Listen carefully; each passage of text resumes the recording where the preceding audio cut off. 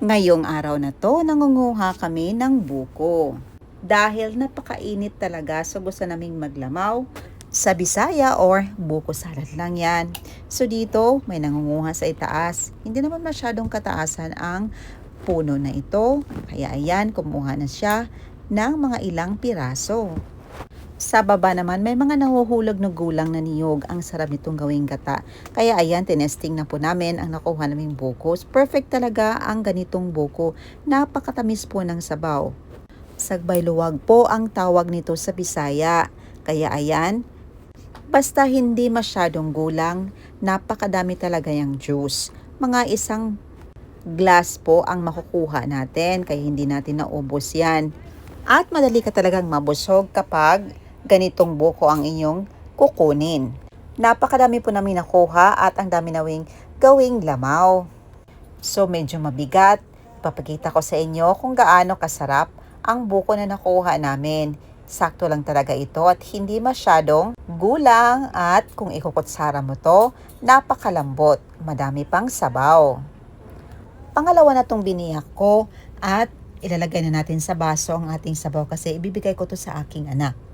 Mga isang baso po ang nakuha natin dito. Napakainam talaga nito and this is good electrolytes. Mabisa din ito, panggamot sa may mga sakit, sa bato, good source of natural fruit juice.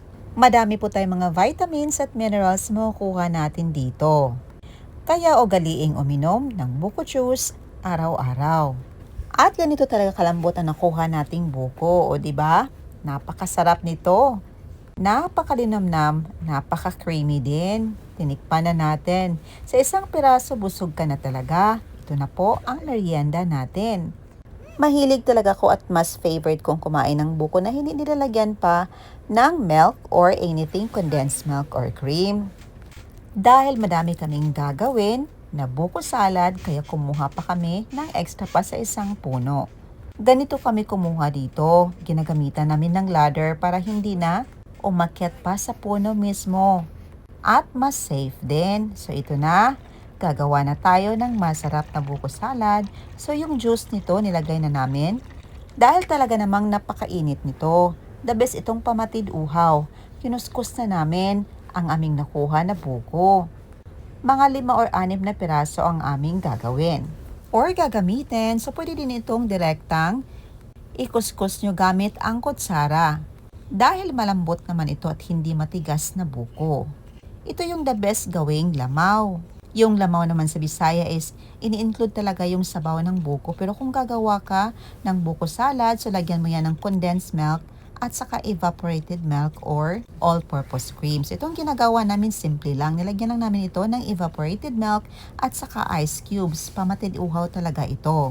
Nagdagdag kami dito ng sugar kasi mas gusto na kay mga anak ang medyo matamis. Pero sa akin, mas favorite ko yung natural na buko juice talaga nung walang kahit na ihalo. Ayan, mix na natin para ma-dissolve yung sugar na nilagay natin at para ma-fully combine ang lahat ng mga ingredients. Ayan, tikman na natin. Napakalamig nito. The best talaga sa mainit na panahon. Very refreshing talaga ang ginawa nating lamaw. Napakasarap. Ayan lang po, salamat sa panonood and see you on my next vlog. God bless you all and stay safe. Bye! Mag-ingat kayo palagi.